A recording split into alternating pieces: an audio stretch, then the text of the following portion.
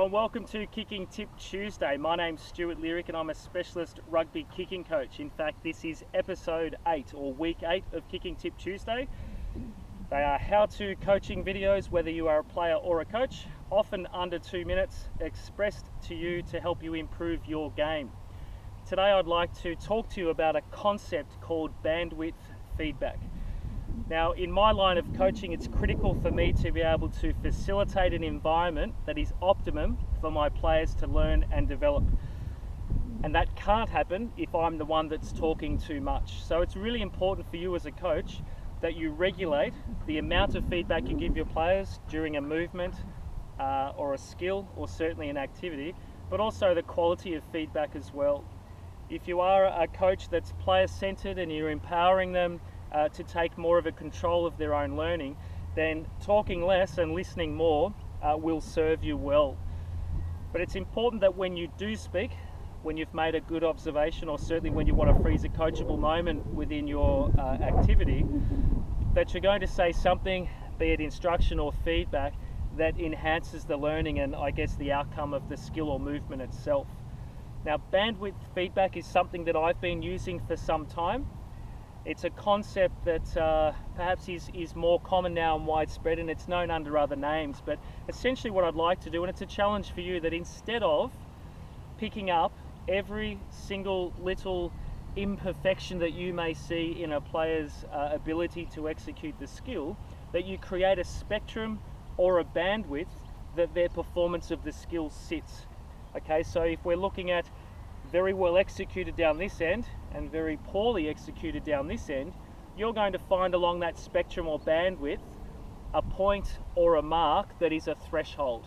So everything up until that point, things might not be perfect, and certainly very few things are, but they might not be executing their skill terribly well, or there might be little things in their routine or the execution itself that isn't quite what you've been working on, but not to that point of threshold where you need to say anything. Okay, so it's not at the detriment of the skill itself.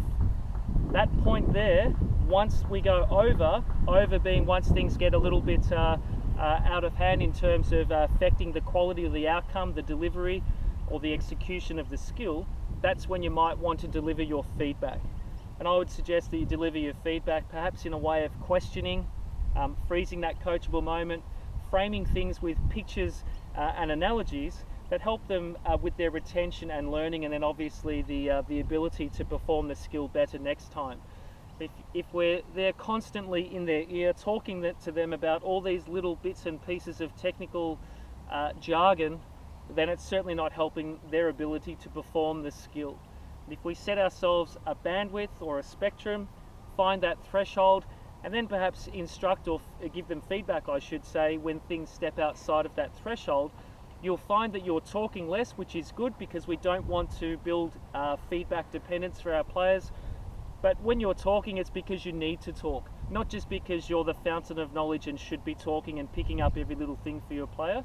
This is really, really important. It's just one way of looking at it, a great way of regulating your feedback, and a really good way of, if we're not going to be giving as much feedback, then the quality of feedback that we give is optimum for their learning and the execution of a particular skill. And of course, I'm talking generally here with rugby and at all levels of competition, but certainly in my line of work, being a kicking coach, then this is definitely the way that I instruct and give my feedback, and certainly what I would consider the most successful in the adoption of a skill, the improvement of a skill, and the transfer to the field as well.